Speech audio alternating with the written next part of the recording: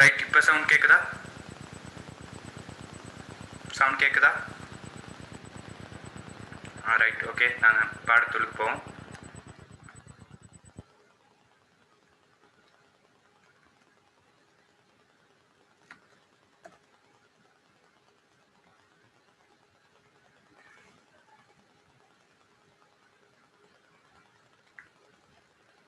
Okay, பாடத்துக்கு போவோம்.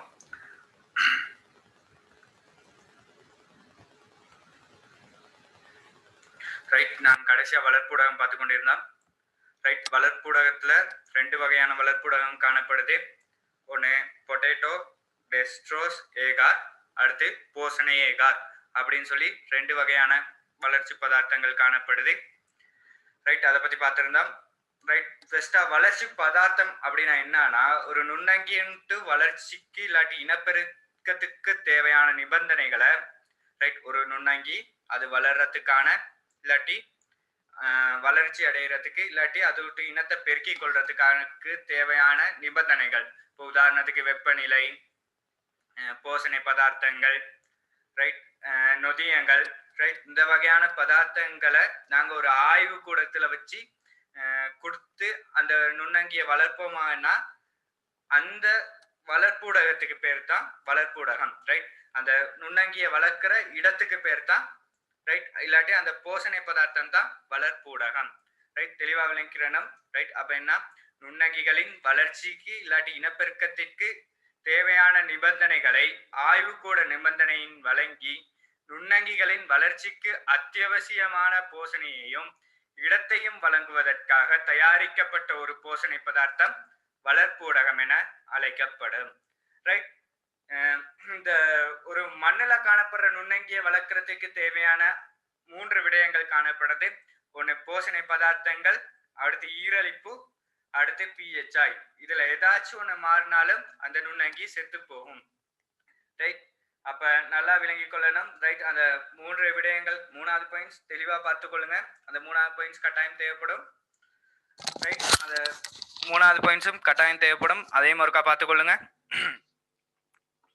Right. அடுத்து நாங்கள் போவோம். ரைட். இந்த எந்த வளர்ப்புடமாக இருந்துச்சுன்னா அதை ஃபர்ஸ்டா கிருமி அழிச்சிருக்கணும்.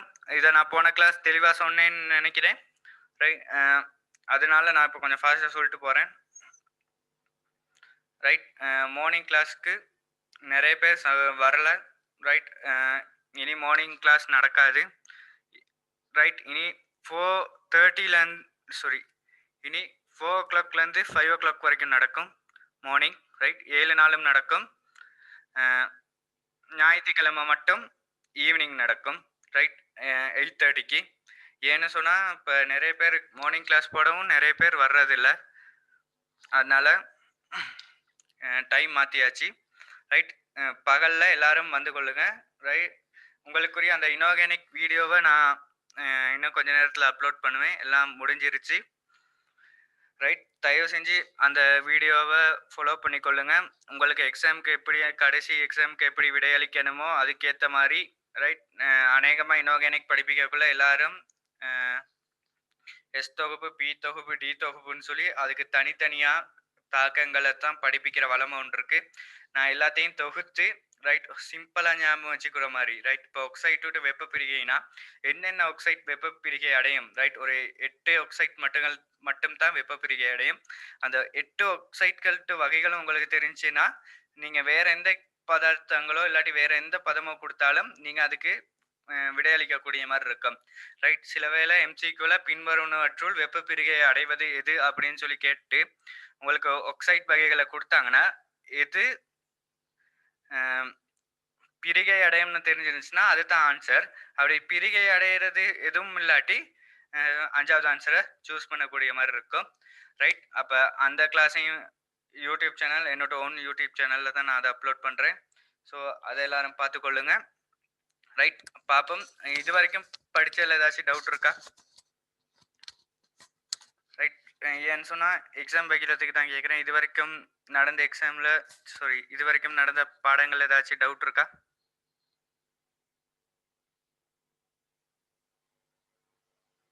ரைட். யாருக்கும் டவுட் இல்லை. ஸோ அதனால 4 அன்றைக்கு கிளாஸில் 4:30 கிளாஸில் எக்ஸாம் நடக்கும்.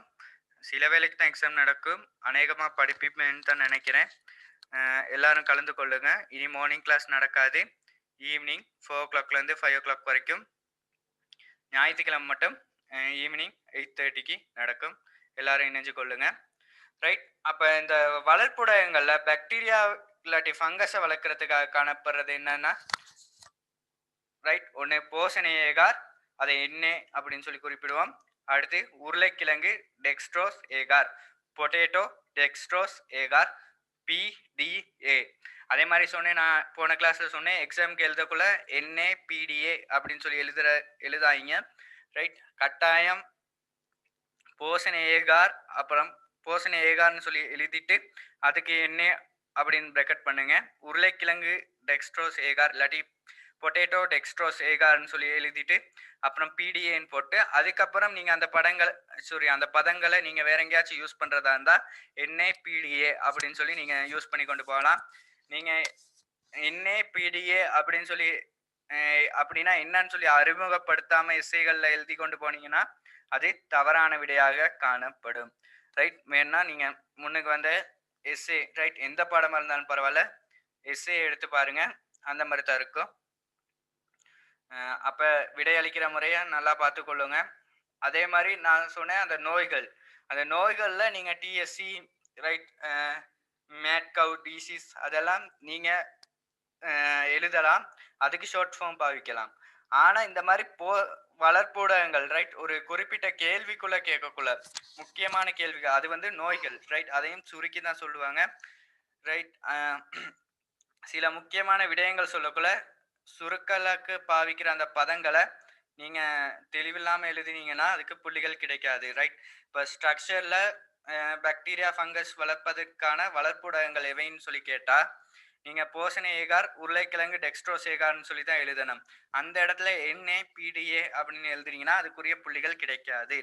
ரைட். அப்போ எங்கன்னு இந்த மாதிரி விடையளிக்கணும்னு சொல்லி கொஞ்சம் பார்த்துக்கொள்ளுங்க.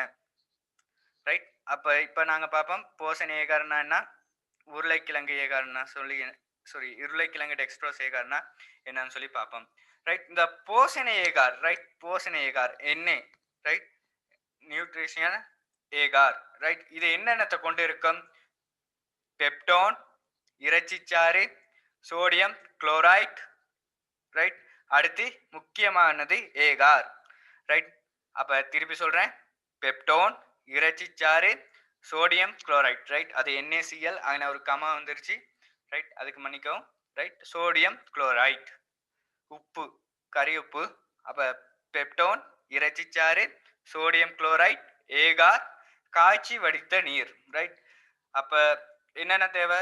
பெப்டோன், இறைச்சிச்சாறு, சோடியம் குளோரைட், ஏகார், காய்ச்சி வடித்த நீர். இந்த 5 விடயங்களும் இந்த போசனை ஏகார்ல காணப்படும். அப்போ உருளைக்கிழங்கு டெக்ஸ்ட்ரோஸ் ஏகார், பொட்டேட்டோ டெக்ஸ்ட்ரோஸ் ஏகார்ல உருளைக்கிழங்கு, ரைட், சாதாரண வீட்டில் கறி சமைக்கிற அந்த உருளைக்கிழங்கு தான். ரைட். அந்த உருளைக்கிழங்கு, குளுக்கோஸ், அடுத்து ஏகார், காய்ச்சி வடித்த நீர், 4 விடயங்கள் தேவைப்படுது. ரைட். அப்ப போசனை ஏகாருக்கும் உருளைக்கிழங்கு டெக்ஸ்ட்ரோஸ் ஏகாருக்கும் என்னென்ன வித்தியாசப்படுது? ரெண்டுலையும் காய்ச்சி வடித்த நீர் பயன்படுத்தப்படுது, ஏகார் பயன்படுத்தப்படுது. போசனை ஏகார்ல மேலதிகமா சோடியம் குளோரைட், பெப்டோன், இறைச்சிச்சாறு, இது 3 பயன்படுத்தப்படுது. பொட்டேட்டோ டெக்ஸ்ட்ரோஸ் ஏகார்ல உருளைக்கிழங்கும் குளுக்கோஸும் பயன்படுத்தப்படுது. ரைட். அப்ப ரெண்டுக்கும் என்னென்ன யூஸ் ஆகுது, ரெண்டுக்கும் என்னென்ன வேறுபாடுன்னு சொல்லி பார்த்துக்கொள்ளுங்க. ரைட். அடுத்து இங்க ஏகாரை பயன்படுத்துறதுக்கான நோக்கம் என்ன? ஏகார் வந்து 40°C குறைவாக காணப்படக்குள்ள, ரைட், 40°C அரை வெப்பநிலையோட சற்று கூடிய வெப்பநிலை.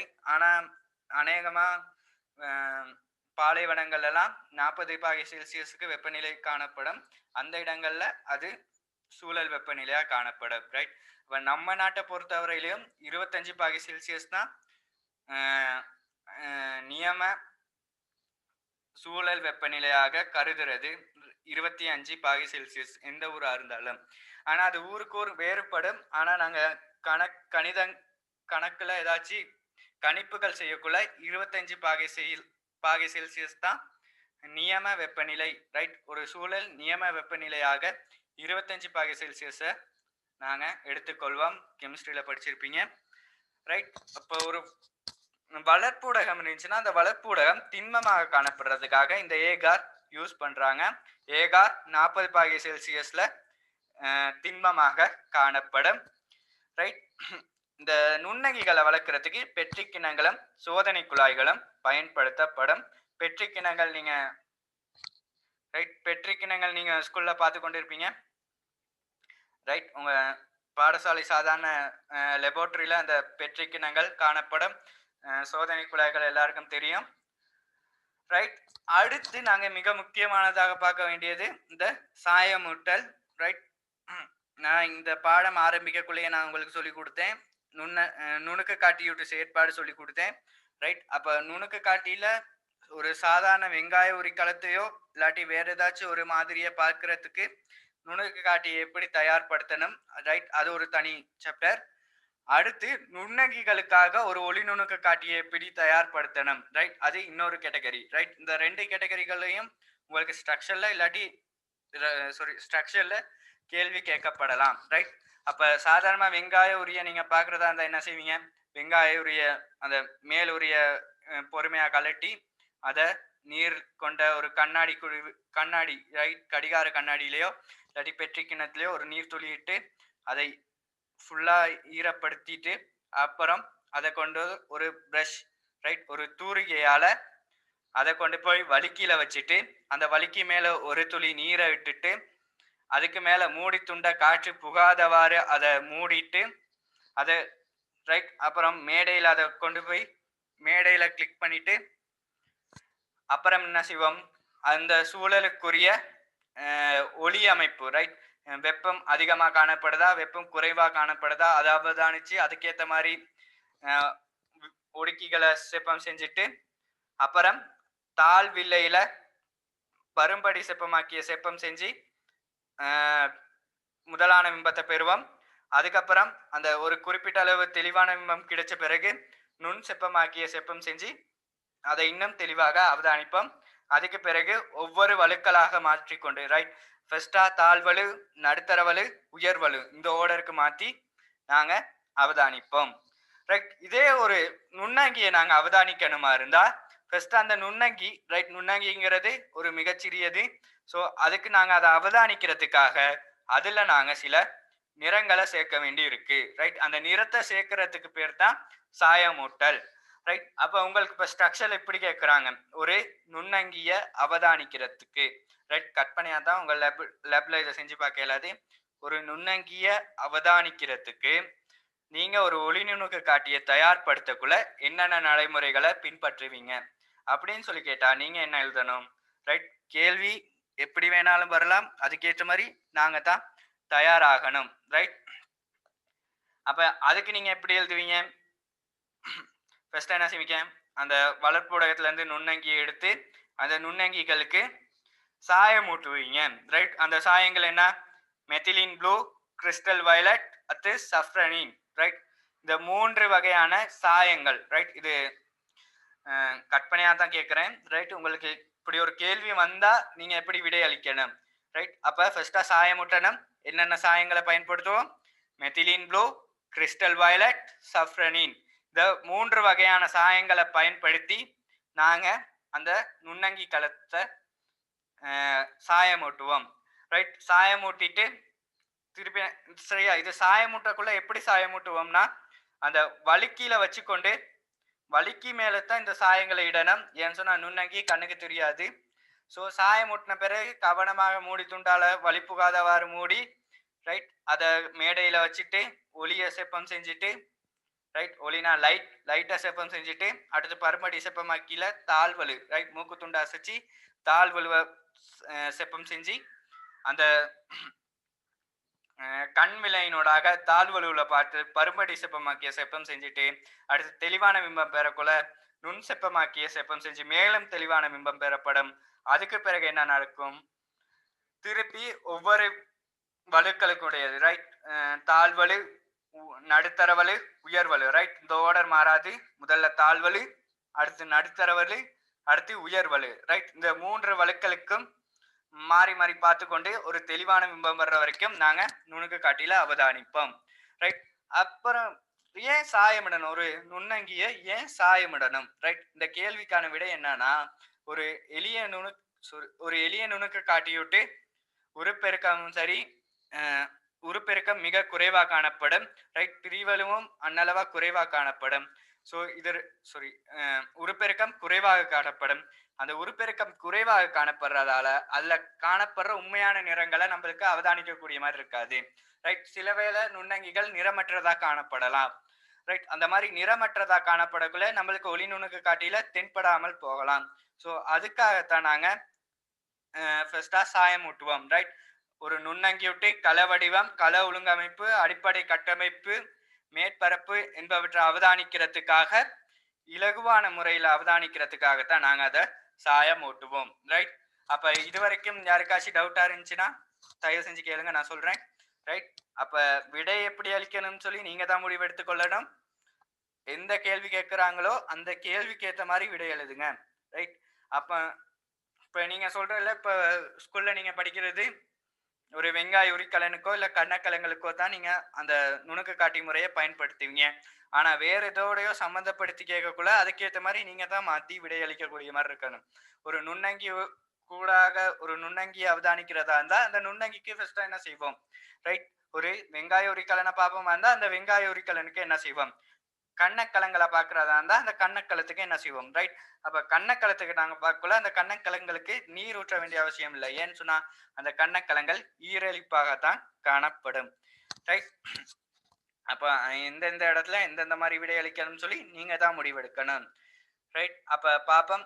அநேகமாக நுண்ணங்கிகள் பொதுவாக நிறமற்ற நிலையில் தோன்றும், ரைட். நான் திருப்பியும் சொல்றேன், நான் விளங்கப்படுத்திட்டு திருப்பி ஒருக்கா உங்களுக்கு நான் போர்ட்லயோ இல்லாட்டி நான் என்னோட வீடியோவையோ காட்டாம இந்த நோட்ஸை காட்டி உங்களுக்கு படிப்பிக்கிறதுக்குரிய காரணம், இப்ப நான் ஏதாச்சும் வார்த்தைகள் சொல்றது உங்களுக்கு விளங்காம இருந்துச்சுன்னா, ரைட், இல்ல வேற வேற இடங்கள்ல இருந்து வர்றாக்கள் இருக்கீங்க, ரைட். அப்ப என்னோட அந்த வார்த்தைகள் உங்களுக்கு விளங்காம இருந்துச்சுன்னா அந்த புக்ல இருக்கு சாரி அந்த ஸ்கிரீன்ல இருக்க அந்த நோட்ஸை பார்த்துக்கொண்டு நீங்க அதுக்கு விடையளிக்கக்கூடிய மாதிரி இருக்கும், ரைட். ரைட். அப்ப ஒரு 5 மினிட்ஸ் என்னன்னு சொன்னா, இப்ப நான் இண்டஸ்ட்ரியல் கெமிஸ்ட்ரி கிளாஸ் ஆரம்பிக்க போறேன், ரைட். இணைஞ்சு கொள்றார்கள் கட்டாயம் இணைஞ்சு கொள்ளுங்க, ரைட். இல்ல இருக்க அனைவரும் இணைஞ்சு கொள்ளுமாறு தாழ்மையுடன் கேட்டுக்கொள்றேன். ஏன்னு சொன்னா நீங்க இப்போ இண்டஸ்ட்ரியல் நீங்க படிக்கக்குள்ள எப்படியும் ஒரு 2 மந்த்ஸ்க்கு அப்புறம் தான் இண்டஸ்ட்ரியல் அப்படி தொடங்குவீங்க. அப்படி நீங்க இண்டஸ்ட்ரியல் பின்னுக்கு தொடங்கக்குள்ள நீங்க நிறைய பாஸ் பேப்பர் செய்ய முடியாம போயிடும், ரைட். அப்ப நீங்க இப்பயே இண்டஸ்ட்ரியல் படிச்சு கொண்டீங்கன்னா ஒரு 2000 ரைட் 2000ல இருந்து 2020 வரைக்கும் வந்த இண்டஸ்ட்ரியல் கேள்வி அவ்வளத்தையும் செஞ்சீங்கன்னா அதுக்குள்ளதான் உங்களுக்கு இண்டஸ்ட்ரியல் கேள்வி இருக்கும். அதை தாண்டி வேற எந்த கேள்விகளுக்கும் வரவும் முடியாது, ரைட். அப்ப ஒரு 20 வருஷம் பாஸ் பேப்பர் செய்யக்குள்ள உங்களுக்கு அதுக்கு ஏத்த மாதிரி எல்லா விடைகளும் அளிக்கக்குள்ள எப்படி கேள்வி வருது, அந்த கேள்வி தொழில்நுட்பம் எப்படி இருக்கு, ரைட். அதுக்கு எப்படி விடை அளிக்கணும், ரைட். எந்த ஒவ்வொரு பாஸ் பேப்பருக்கும் விடையளிக்கிற முறை மாறுபட்டு கொண்டு போகும், ரைட். இப்ப 2000ல இருந்து 2010 வரக்குள்ள ஒரு சிலபஸ் காணப்பட்டுச்சு. அந்த சிலபஸுக்கு ஏற்ற மாதிரி விடையளிக்கணும். ஆனா கேள்வி ஒன்று தான், ரைட். அப்ப அந்த கேள்வியை தூக்கி இப்ப நம்மளுக்கு நியூ சிலபஸ், ரைட். நீங்க 2017 ரைட் நியூ சிலபஸ் ஆக்கக்குள்ள முதலாவது பேட்ச் 2019 அந்த பேட்ச் எக்ஸாம் எழுதக்குள்ள அவங்களுக்காக அந்த பேப்பர் எப்படி மாத்துறாங்களோ, ரைட். சில வேளை சொல்ல இயலாது, அது கூட பழைய பாஸ் பேப்பர்ல இருந்து கேள்விகள் நிறைய 2019 பேப்பர் எடுத்து பார்த்தீங்கன்னா தெரியும் உங்களுக்கு, கெமிஸ்ட்ரி எக்கச்சக்கமான கேள்விகள் பழைய ஆண்டு கேள்விகளாக தான் இருக்கும். ஏன் இந்த முறை பிசிக்ஸ் பேப்பர்ல முதலாவது கேள்வியே 1979 அந்த காலப்பகுதியில் வந்த கேள்வி தான் முதலாவது கேள்வி, ரைட். அதே கேள்வி, ரைட். விடையை விட்டு விடைகள் அமைஞ்சிருக்கு, அந்த ஒழுங்கு தான் மாறுபட்டு கொண்டு போயிருக்கு, மற்றபடி அதே கேள்வி தான். ஸோ தயவு செஞ்சு பாஸ் பேப்பர் செய்யுங்க, ரைட். இல்லைன்னா புதுசாக வர்றாக்களுக்கு நான் இப்போ ஒவ்வொரு கிளாஸ்லேயும் நான் எக்ஸாம் செய்கிறதுக்கான டிப்ஸ் கூட சொல்லுவேன், ரைட். அதனால தான் நான் கொஞ்சம் டைம் எடுத்துக்கொள்வேன், ரைட். அதை கண்டுக்கிறாங்க. ஏன்னு சொன்னால் இப்போ நீங்கள் படிக்கிறது எக்ஸாம் எழுதுறதுக்காக, ரைட். அப்போ பயாலஜியில் நான் 2ஆம் பாடம் எப்படி படிக்கணும், 3ஆம் பாடம் எப்படி படிக்கணும்னு சொல்லி கொடுத்தேன், ரைட். அப்போ இன்றைய வகுப்பில் நான் புதுசாக சொல்ல போகிறது 4ஆம் பாடம் எப்படி படிக்கிறேன்னு, 4ஆம் பாடத்துல உங்களுக்கு கேள்வி வந்தா எதுல வரும்? ரைட். 4ஆம் பாடத்துல முக்கியமா உங்களுக்கு துணை வளர்ச்சியில கட்டாயம் கேள்விகள் வரலாம். வந்தால் துணை வளர்ச்சி ஒரு எஸ்ஸேயா வரக்கூடிய மாதிரி இருக்கும். அடுத்து தாவர வளர்ச்சி பதார்த்தம். இந்த தாவர வளர்ச்சி பதார்த்தம் ஸ்ட்ரக்சர்ல வரலாம், எம்சிக்யூல வரலாம், இல்லாட்டி எஸ்ஏல வரலாம். 3லயும் இந்த தாவர வளர்ச்சி பதார்த்தம் வரும். உரிய கொண்டு செல்லல் முறைகள். ரைட். உரிய கொண்டு செல்லல், கால் கொண்டு செல்லல், இந்த 2 முறைகளும் வரலாம். அடுத்து கட்டமைப்புகள். ரைட். ஒவ்வொரு தாவர வேரூட்டு கட்டமைப்பு, முதலான கட்டமைப்பு, துணையான கட்டமைப்பு, ஒரு வித்தலை தாவர தண்டின் கட்டமைப்பு, ஒரு வித்தலை தாவர வேரின் கட்டமைப்பு, அந்த மாதிரி வரலாம். ரைட். உங்களுக்கு உங்க கைட்ல, ரைட், கைட்ல உங்கள்கிட்ட ரிசோர்ஸ் புக்ல அந்த வேரின் கட்டமைப்புன்னு போட்டு ஒரு வித்தலையுட்டுன்னு சொல்லி ஒரு வித்தலை இருவித்தலைன்னு சொல்லி பாயிண்ட்ஸ் எல்லாம் ஒன்னா வரும். கடைசியில ஒரு வித்தலைக்கும் இருவித்தலைக்கும் என்ன வேறுபாடுன்னு சொல்லி கொடுத்துருப்பாங்க சின்னதா. ஸோ அதை பார்த்து கொண்டே நீங்க என்ன செய்யறல, அதை அப்படியே பாயிண்ட்ஸ் ஆக்கி கொண்டே எழுதுறல. ரைட். கிளாஸ்லயும் அப்படித்தான். சில டீச்சர்ஸ் நோட்ஸ் கொடுக்கல எப்படி கொடுப்பாங்க, அந்த ஒரு இருவித்தலைக்கு இருக்க மாதிரியே தான் ஒரு வித்தலைக்கு இருக்கும், இது மட்டும் வித்தியாசப்படும் சொல்லி ஒரு தனியான பாயிண்ட்ஸை கொடுத்துருவாங்க. அப்ப எஸ்ஏ எழுதக்குள்ள நீங்க அந்த இடத்துல குழம்புவீங்க. ரைட். அப்ப அந்த வித்தியாசமான அந்த வரிகளையும் போட்டுக்கொண்டு நீங்க இன்னொரு நோட்ஸ் நீங்களா கிரியேட் பண்ணுங்க. ரைட். அந்த மாதிரி நீங்க திருப்பி திருப்பி திருப்பி திருப்பி அதை பார்த்து கொண்டு இருக்கக்குள்ள யூனிட் 4 உங்களுக்கு தெளிவாக ஆகிவிடும். ரைட். அப்ப யூனிட் 4ல கட்டாயம் தெரிஞ்சிருக்க வேண்டியது துணை வளர்ச்சி, இலையங்கள், ரைட், இலையங்கள், துணை வளர்ச்சி, உரிய கொண்டு செல்லல், கால் கொண்டு செல்லல், ரைட், இல்லாட்டி நீரூட்ட அசைவு, நீர் கொண்டு செல்லல், அதுதான் கால் கொண்டு செல்லல்னு சொல்லி சொன்னேன். ரைட். கால் கொண்டு செல்லல். அடுத்து ஒரு வித்திலை இருவித்திலை தாவர தண்டு வேர் கட்டமைப்பு. ரைட். இவ்வளவு தெரிஞ்சிருந்தா யூனிட் 4 போதும். யூனிட் 4 ஒரு மிகப்பெரிய பாடம், 80 பாட வேலை. ரைட். அப்ப அதையும் தெளிவா விளங்கி படிச்சு கொள்ளுங்க. ரைட். அப்ப திருப்பி இந்த கிளாஸ்ல புதுசா வந்த ஆட்களுக்காக நான் யூனிட் 2 எப்படி படிக்கணும்னு சொல்லியிருந்தேன், யூனிட் 3 எப்படி படிக்கணும்னு சொல்லியிருந்தேன். யூனிட் 3 படிக்கக்குள்ள எல்லாத்தையும் ஒப்பிட்டு படிச்சு கொண்டு போங்க. அதுதான் உங்களுக்கு இருகிலை சாவி செய்யறதுக்கோ இல்லாட்டி வேற எந்த கேள்வி எம்சிக்குள்ள வர்ற கேள்விகளுக்கு விடையளிக்கிறதுக்கோ அந்த ஒப்பிட்டு படிச்சு கொண்டு போறதுதான் உங்களுக்கு இலகுவாக காணப்படும். ரைட். கட்டாயம் ப்ராக்டிக்கல் கைடையும் பார்த்து கொண்டு போங்க. ரைட். அந்த ப்ராக்டிக்கல் கைடில் சாரி நான் சொல்றது உங்களுக்கு விளங்கும்னு சொல்லி நினைக்கிறேன். ப்ராக்டிக்கல் கைடில் சில அங்கிகள்ட்டு பேர்கள் கொடுக்கப்பட்டிருக்கு இந்த யூனிட் 3 சம்பந்தமான இதுல. ரைட். சில பேர்களை கொடுத்து இதை அவதானிச்சு வேறு பிடிப்பர், ரைட், வகைப்படுத்துவர் அப்படின்னு சொல்லி உங்களோட ப்ராக்டிக்கல் கைட்ல கொடுக்கப்பட்டிருக்கு. ரைட். அப்ப அந்த இயல்புகளை கொண்ட அந்த அங்கி விட்டு ஒவ்வொரு பெயர்களும் தெரிஞ்சிருந்தா தான் இருகிலை சாவி செய்ய இயலும். ரைட். இருகிலை சாவியில நேரடியா சொல்ல மாட்டாங்க, ஆத்ரோபோடா அப்படின்னு சொல்லி சொல்ல மாட்டாங்க. ஒவ்வொரு பேர் ஆத்ரோபோடா, மொலஸ்கா அப்படின்னு சொல்லி அந்த கடங்களை கொடுக்க மாட்டாங்க, ஒவ்வொரு பேர் தான் கொடுப்பாங்க. உதாரணத்துக்கு ஒரு சிலந்தி, மட்டை தேர், காளான், ரைட், இந்த மாதிரி வகைகள் தான் கொடுப்பாங்க. ரைட். அதுக்கேற்ற மாதிரி நீங்க தான் விடையளிக்கணும். ஸோ அந்த ப்ராக்டிக்கலுக்கு வீட்டில் இருக்க அவ்வளோ அங்கிகளும் எந்தெந்த கணங்கள், எந்தெந்த ராஜ்யம், எந்தெந்த டொமைன், ரைட், இந்த 3 இயல்புகளும் உங்களுக்கு தெரிஞ்சிருக்கணும். ரைட். டொமைன் இயல்புகளும் தெரிஞ்சிருக்கணும், கிங்டம்ஸ் இயல்புகளும் தெரிஞ்சிருக்கணும், பைலட் தொட்டு இயல்புகளும் தெரிஞ்சிருக்கணும். அது தெரிஞ்சிருந்தா மட்டும்தான் நீங்க இருகிலை சாவில முழு மார்க்ஸும் எடுக்கக்கூடிய மாதிரி இருக்கும். ரைட். அப்ப இவ்வளவு நேரம் நான் கல்ச்சர் உங்களுக்கு விளங்கி இருக்குன்னு சொல்லி நினைக்கிறேன். ரைட். அப்ப இண்டஸ்ட்ரியல் கிளாஸ் ஆரம்பிக்கப்படும். அந்த இண்டஸ்ட்ரியல்ல நான் 20 வருஷம் பாஸ் பேப்பர் செய்வேன். ரைட். அது ஒரு ஆள் வந்தாலும் நான் கிளாஸ் செஞ்சு தான் இருப்பேன். ரைட். தனி ஒரு ஆள் வந்தாலும் நான் கிளாஸ் செய்வேன், 10 பேர் வந்தாலும் நான் கிளாஸ் செய்வேன். ரைட். அதுக்குரிய வீடியோக்கள், ரைட், சில வேலை சில பேருக்கு அந்த டைம்ல வேற கிளாஸ் இருந்துச்சுன்னா அதுக்குரிய வீடியோக்கள் யூடியூப்ல அப்லோட் பண்ணப்படும். இந்த கிளாஸ்க்கு வர ஆட்களுக்கு அது தெரியும். ரைட். யூடியூப்ல அப்லோட் பண்ணப்படும். அது இல்லாம அதுக்குரிய கேள்விகள் அப்பப்ப வழங்கப்படும். ரைட். நான் மைக்ரோபயாலஜில கேள்விகள் கொடுக்காததுக்கு காரணம் எக்ஸாம் ஒன்று இருக்கு, அந்த எக்ஸாமுக்காக அவங்கள ப்ரிப்பேர் படுத்துறதுக்காக தான் இடையில நான் கேள்விகள் கொடுக்காம இருக்கேன். ரைட். அது இல்லாம இனோகெனிக் பகுதிக்கு உங்களுக்கு இலகுவாக விடையளிக்கக்கூடிய வகையில எல்லாம் தொகுத்து, ரைட், வெப்ப பீரிகையில என்னென்ன வகைகள் இருக்கு, பொதுவான தாக்கங்கள், ரைட், இந்த பொதுவான தாக்கங்களை வச்சுக்கொண்டு நீங்க எந்த கேள்விக்கும் விடையளிக்கக்கூடிய மாதிரி இருக்கும். ரைட். வகுப்பு முடியக்குள்ள எல்லாரும் இருப்பீங்களா இருந்துச்சுன்னா அந்த ப்ரிப்பேர் பண்ண நோட்ஸை நான் உங்களுக்கு காட்டுவேன். ரைட். அப்ப பார்ப்போம். ரைட். அப்ப இன்னைக்கு நாங்க புதிய பகுதிக்குள்ள போறோம். ரைட். அதாவது நுண்ணங்கிகளும் நோய்களும். ரைட். இது அநேகமா எல்லாரும் கேள்விப்பட்டிருப்பீங்க. சில பேருக்கு காய்ச்சல் வந்தா உடனே ஹாஸ்பிட்டல் கூட்டு போயிட்டு என்ன சொல்லுவாங்க, ஹாஸ்பிட்டல் என்ன சொல்லுவாங்க, வைரஸ் ஃபீவர். ரைட். அப்ப வைரஸ் ஃபீவர்னு சொல்லுவாங்க. என்ன வைரஸ் என்ன ஃபீவர் அப்படின்னு சொல்ல மாட்டாங்க. ரைட். வைரஸ்னா ஒரு நுண்ணங்கின்னு சொல்லி எல்லாருக்கும் தெரியும். மிகச்சிறியது, பெருசா எந்த கட்டமைப்பும் காணப்படாது. வெளியில ஒரு புரத உரை ஒன்று காணப்படும். அதுக்கப்புறம் சிக்கலான கட்டமைப்புகள் காணப்படும். ரைட். ஆர்என்ஏ இல்லாட்டி டிஎன்ஏ பிறப்புரிமை அமைப்புல பிறப்புரிமை பதார்த்தங்களாக காணப்படும். ரைட். இது அவ்வளவும் நாங்கள் எல்லாம் படிச்சிட்டோம். ரைட். சந்தேகங்கள் இருந்தா கேளுங்க. அடுத்து இந்த வைரஸ்ல 4 பிரதான வகைகள் இருக்கு. ரைட். அந்த 4 வகைகளும் எல்லாரும் படிச்சிருப்பீங்க. ரைட். சுருளி வடிவம், கோள வடிவம், ரைட். அந்த மாதிரி வடிவங்கள் இருக்கு. அந்த வடிவங்கள் எல்லாம் படிச்சிருப்பீங்க. ரைட். அந்த வைரஸ் ஃபீவர் அப்படின்னு சொல்றாங்களே, அந்த வைரஸ் ஃபீவர் ஒரு நுண்ணங்கியால ஏற்படுத்தப்படுற நோய்கள் தான். ரைட். அதுக்குன்னு வைரஸ்கள் மட்டும்தான் நோய்களை ஏற்படுத்துமா அப்படின்னா இல்ல.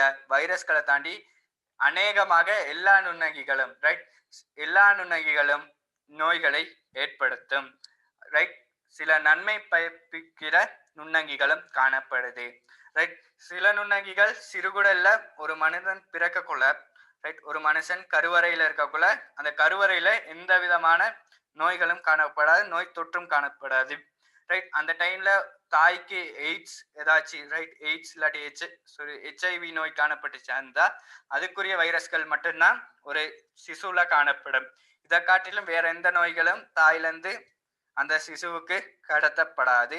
ரைட். ஹெச்ஐவி கொப்புள்நான் வழியாக கடத்தப்படும். எய்ட்ஸ்க்கு விரிவாக்கம் தெரியும், ஹெச்ஐவிக்கும் விரிவாக்கம் தெரியும். ரைட். இது நீங்க கிரேட் 6ல இருந்தே படிச்சு கொண்டு வர்றதுனால நான் அதை பத்தி டீட்டெயிலா சொல்லல. ரைட். எய்ட்ஸ் ஒரு சுய நிற்பீடன நோய். நிற்பீடன பகுதி படிச்சிருப்பீங்க, அதுல உங்களுக்கு தெரிஞ்சிருக்கும். ரைட். நான் ஃபாஸ்டா சொல்லுவேன். ரைட். இப்போ என்னோட படிப்பித்தல் இப்படித்தான் இருக்கும். நான் ஃபர்ஸ்டா எல்லாத்தையும் ஃபாஸ்டா சொல்லி கொண்டு போயிடுவேன். திருப்பி அடுத்த நாள் திருப்பி கொஞ்சம் ரிவைஸ் பண்ற மாதிரி திருப்பி எல்லா டீட்டெயில்ஸையும் சொல்லி கொண்டு போயிடுவேன். சரியா? இப்போ நீங்க மேலோட்டமா படிச்சு கொண்டு போயிட்டு நோட்ஸை வாசிக்கக்குள்ள உங்களுக்கு ஒரு கிளாரிட்டி கிடைக்கும். அப்புறம் நான் நாளைக்கு திருப்பியும் சொல்லக்குள்ள உங்களுக்கு அது மனதில் ஆழமாக பதியக்கூடிய மாதிரி இருக்கும். ரைட். அப்போ ஒரு சிசு கருவறையில இருக்கக்குள்ள அதுக்கு நோய் தொற்று காணப்படாது. அந்த சிசு எப்ப அந்த தாய் விட்டு கருவுல இருந்து ஒரு வெளிக்கு வருதோ, ரைட், ஒரு வளிமண்டலத்துக்கு வருதோ, அந்த டைம்ல இருந்து அதுக்கு அந்த சிசுவிட்டு உடல் மேற்பரப்பின் மீது இந்த நோய் தொற்றுகள், ரைட், இல்லாட்டி அந்த நுண்ணங்கிகள் உருவாகக்கூடிய சான்ஸ் இருக்கு. ரைட். ஒரு சாதாரண மனித கலங்கள், right, 1 × 10⁻13 million, right, billion, right, 1 × 10⁻13. ஆனா இந்த நுண்ணங்கிகள் 1 × 14, ரைட், கிட்டத்தட்ட 10% வித்தியாசத்துல நம்ம உடல்ல காணப்படும். ரைட். அல்ல சிலது நன்மை பயர்க்கலாம், சிலது தீமை பயர்க்கலாம், சிலது நன்மையோ தீமையோ பயர்க்காம இருக்கலாம். ரைட். ஆனா நம்ம இருக்க வெளியில, ரைட், இப்ப நம்மளுக்கு கண்ணுக்கு தெரியாது. இப்ப இந்த வளிமண்டலத்துல நாங்க சுவாசிக்கக்குள்ளேயும் நுண்ணங்கிகளையும் சேர்த்து தான் சுவாசிச்சு கொண்டிருக்கோம். ரைட். அந்த நுண்ணங்கிகள் நம்ம உடல் உள்ளுக்கு செல்றதை தவிர்ப்பதற்காக நிறைய பொறிமுறைகள் காணப்படுது. அது இந்த சாப்டருக்குரியது இல்லை. அது நிற்பீடனம், ரைட், யூனிட் 5 ரைட். கட்டான்சினா தயவு செஞ்சு எல்லாரும் இணைஞ்சு கொள்ளுங்க. நான் இன்னும் பாடத்துக்கு போகல. ரைட்.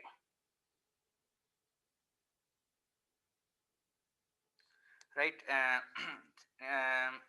எலன் சொல்லி நினைக்கிறேன். அவரு என் நம்பர் உங்ககிட்ட இருந்துச்சுன்னா நீங்க தயவு செஞ்சு என்னோட கண்டெக்ட் பண்ணுங்க, நான் எட் பண்ணி விடுறேன். ரைட். நம்பரை பர்சனலாக எனக்கு டெலிகிராமில் இது பண்ணி விடுங்க. ரைட். ஷேர் பண்ணி விடுங்க, நான் உங்களுக்கு தரேன். ரைட். அப்போ படிப்பித்தல் முறை அப்படித்தான் காணப்படும். அப்போ தயவு செஞ்சு எல்லாரும் இணைஞ்சு கொள்ளுங்க. தயவு செஞ்சு கிளாஸுக்கு கட் அடிக்காங்க. இனி வர்ற பாடங்கள் உங்களுக்கு கட்டாயம் தேவை. ரைட். நீர் பரிகரிப்பு, பிஓடி, சிஓடி, அந்த மாதிரியான விடயங்கள் காணப்படுது. ரைட். ரைட். என் நம்பர் இல்லாட்டி தயவு செஞ்சு நோட் பண்ணிக்கொள்ளுங்க.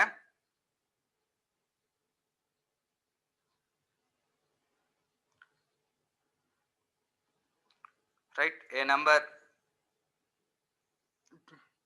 0702081111.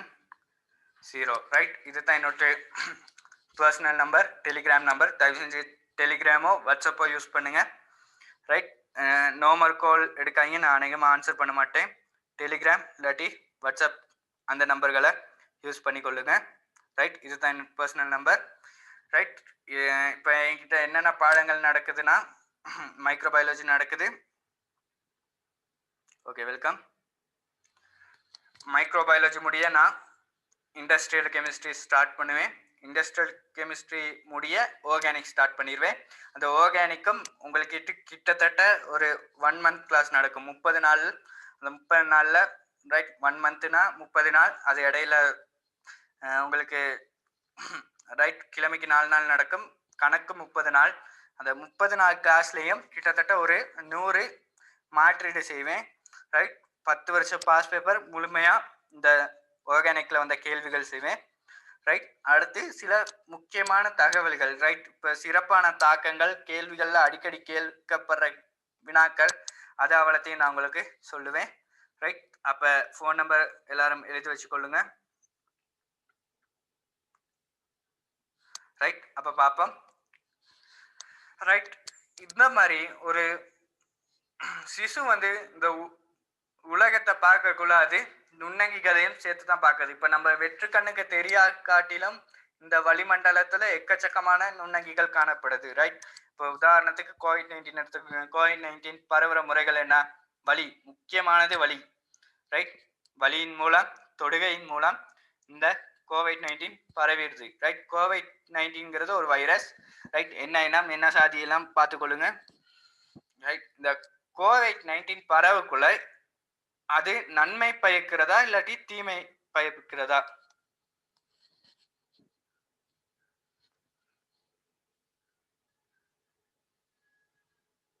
ரைட், நீங்க இப்ப இணைஞ்சு கொள்ளுங்க.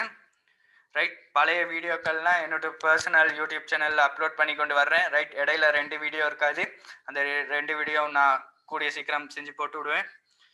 ரைட், கிளாஸ் டைம் டேபிள் இதுதான். ரைட், 7 நாள் நடக்கும். ஒரு சில நாட்கள் எனக்கு இல்லாட்டி நான் முன்னுக்கு அறிவிச்சிருவேன். ரைட், 7 நாளும் நடக்கும். இந்த 7 நாள்லையும் ரைட் உங்களுக்கு எக்ஸாம் நடக்கும். அந்த எக்ஸாம் நோட்ஸ் பிடிஎஃப்ல வழங்கப்படும்.